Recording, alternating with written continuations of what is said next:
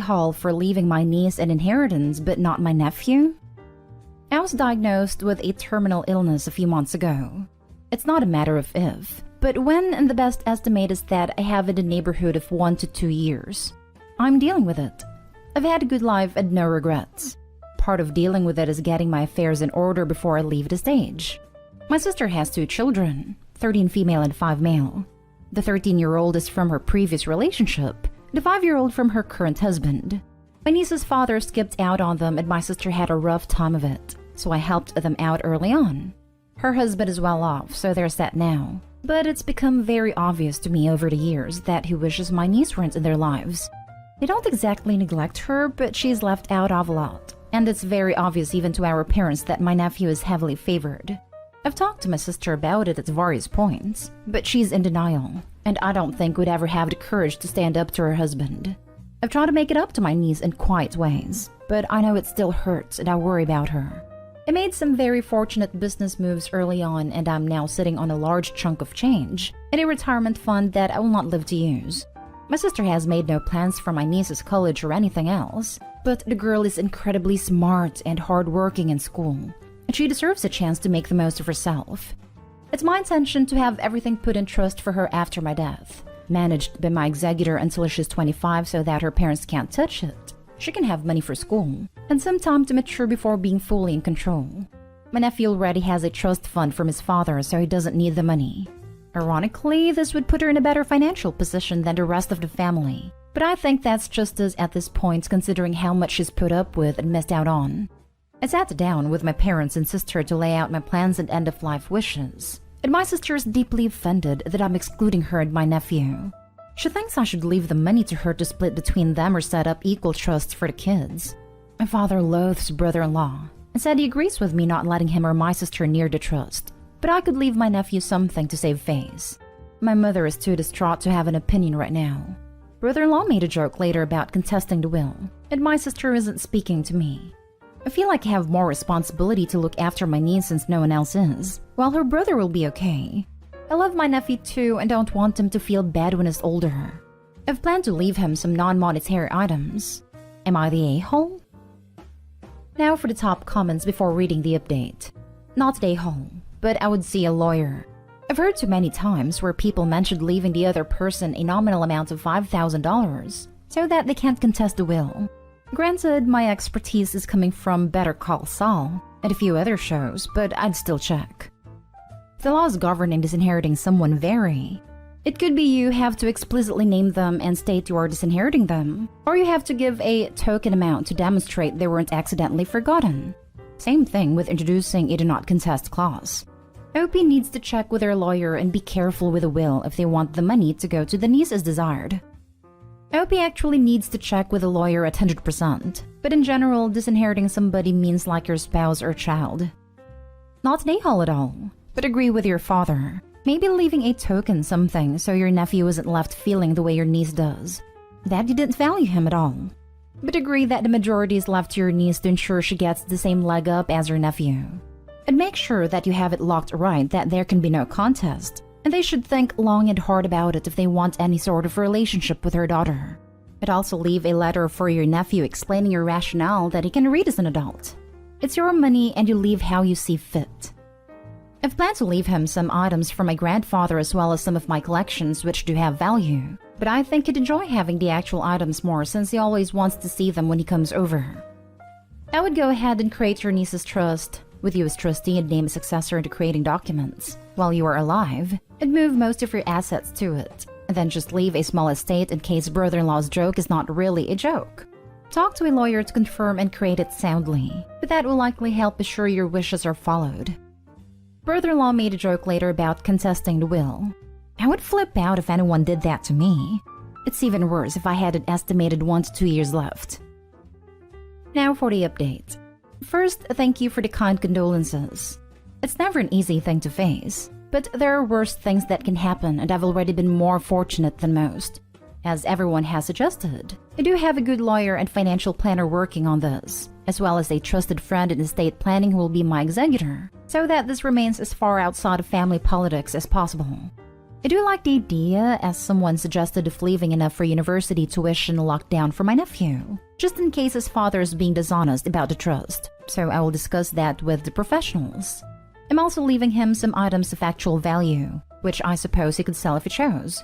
That being said, he has a large family on his father's side to help him, whereas my niece is only me and my parents locally. Our other family lives abroad and would not be in a position to help. I do also like the idea of making recordings and letters for them to explain the situation. Some here were worried about brother-in-law treating my niece badly the next few years because of the trust, and that's something I've been concerned about myself. My niece would prefer to live with her grandparents, and they would be happy to have her, but my sister has been an obstacle to that because of appearances. I've compiled evidence of emotional neglect over the years, along with brother-in-law's shady behavior in general, and have discussed suing for custody with my parents in the event the situation worsens. I will work in some emergency funds for legal costs and such in the event that happens, or to allow my niece to emancipate at 16 if she chooses. That year or two gap might be difficult for her, but I think if it's clear that there are a lot of eyes on the situation and people in her corner, brother-in-law won't escalate too much, as it would draw unwanted attention to his other activities. Before I was diagnosed, I had floated the idea with my sister of paying to send her to a good boarding school, so she could get a better quality education, and maybe feel a little more comfortable away from home. That was received favorably at a time, so that may also be an option if my sister is still open to it. My parents and I do plan to sit down with my niece soon and discuss this with her. Make sure she's introduced to my executor and lawyer so she knows who she can reach out to if she needs help or advice, and prepare her for what's coming. I had planned a trip for all of us, sister and nephew included, back to my parents' home country for Lunar New Year, so I'm hoping that I'm still healthy enough by then to go, and that some of this can be worked out while my sister is away from brother-in-law's influence. Next story. Am I the a-hole for refusing to give my stepdaughter her Christmas present from her grandparents if my son doesn't receive one as well? I, 31 female, have been married to Dan, 39 male, for 7 years and have Nick together, 4 male. Dan has a daughter, Mel, 11 female, whose mother passed away during childbirth. We met when Mel was 1. Mel's grandparents, Tim and Kim, maternal, used to not be a part of our lives. They never supported my relationship with Dan. They told Mel I was trying to replace her, that I didn't love her, and other comments. Dan decided to go no contact as he didn't like how they treated us in front of Mel, and how Mel began replicating that behavior. Last Christmas, we all reconciled due to world events occurring. During this time, Tim and Kim only brought presents for Mel and Dan. Me and my parents were also present, and we both bought presents for them, but it wasn't reciprocated. Nick noticed that his sister and dad got a present, but he didn't. I didn't like the behavior and knew as he got older, it'll become more apparent, and I don't want him experiencing that. Me and Dan sat down with them to explain how we felt, but they just acted surprised. I suggested we lay down boundaries at how we'd like to approach any gift-giving holidays to be better prepared in the future. We agreed that for birthdays and Christmas, we'd give gifts to everyone, and it was the thought that counted. Throughout this year, Tim and Kim only bought gifts for Dan and Mel's birthday. My birthday was in March and Nick was born in April, but we didn't receive anything, not even a card. Sent a text asking if everything was alright, but they said they were busy and wished us a happy birthday. For Kim's birthday, my parents let them stay in their second home so they could go on vacation. They took my parents up on that offer, yet when my parents' birthdays came up, they didn't receive a gift or a text. At this stage, we were all pretty frustrated, and my parents felt like they were taken advantage of, as Tim and Kim were only nice to them until after their holiday. Last week, Tim and Kim came to drop off presents for the kids, as they had been exposed and wanted presents with us in case they couldn't come over. They dropped off 2 boxes, both labeled Mel. I texted assuming that they'd accidentally written Mel's name twice, and asked which was which, but they told me both were for Mel. I asked where Nick's present was, but they said they weren't giving him one. No explanation. I was fuming, so I told Dan the situation before responding. We told them that we would not be giving Mel the presents from them unless Nick got one, as it wasn't fair, and we'd already agreed to give everyone gifts. They claimed that wasn't fair and we were showing favoritism, and how can we withhold a gift from an innocent child? And then said that I'd rewrap it and claim it was from Santa. They posted on Facebook about how I was favoring my child and punishing their grandchild for no reason, and this was met with criticism directed towards me. You're the a-hole for this instance. Nick isn't related to them at all. These are Mel's maternal grandparents. Her mother died in childbirth and you are now trying to cut her off from the rest of her mother's family because you want them to pay the toll of buying presents for you, your son, and your parents. That's unreasonable when their only family in your household is Mel. The comments about replacement / etc. were not acceptable, but you did not mention those as having continued or being the issue right now. Your issue is them not buying your entire family presents. As long as they are now cordial with you, that's really all you can ask for. It's so weird how hard you guys keep trying to force these folks to care about a kid they're not related to. Your son has grandparents and parents, and doesn't need Tim and Kim. Mel has her dad and them. I don't know what kind of mom you are and would never assume you aren't a great one to her, but at the end of the day, her dad and them are her only biological family. Why would they want to buy a kid that isn't their family presents? Let them have their thing with Mel, and if it's with Mel only and you don't like that, don't contact them more than you have to. I don't mean to be rude, and I apologize if this upsets you. Just my take. Next story is titled, Am I the a-hole for moving my pregnant younger sister into my house without asking my boyfriend's opinion? Info. My 29 female boyfriend, 31 male, and I have been together for 5 years, but he does not live with me full-time. We have a semi-long distance relationship. We live about 300 miles away from each other. I own my house in my town and he owns his flat in the city he primarily lives in. We each pay our own bills, but chip in for food when we are at the other's place. We try and see each other for a long weekend every second weekend, alternating whose home we go to. My younger half-sister, 18 female who I'll call Lily, recently found out she was pregnant. She told her boyfriend, and his response was to break up with her and block her on all social media and her number. I'm not sure if it was him or someone in his family that reached out to our mom and told her Lily was pregnant. Mom has a very short fuse, especially when she has been drinking. Lily turned up on my doorstep at nearly 4 a.m. in her pajamas, crying her eyes out. Mom had apparently stormed into her room when she was sleeping. Mom was yelling, screaming, and very drunk. She smashed Lily's phone and iPad.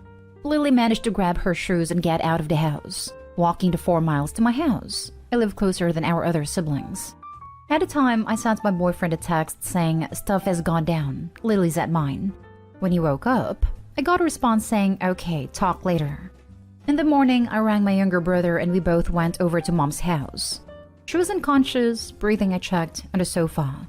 In 2 hours, we packed Lily's stuff into our cars and took it back to mine. All the siblings, 5 of us, talked and decided that for now, Lily will stay with me. She's still in school, so can't afford to live on her own. Our younger half-brother, 21 male, who is at university, will stay with our oldest brother when he comes back for the holidays rather than Mom's. That evening, after boyfriend had finished work, we talked about the situation. He knows how volatile my mom is, but he is not happy that I didn't talk to him before deciding to let Lily move in.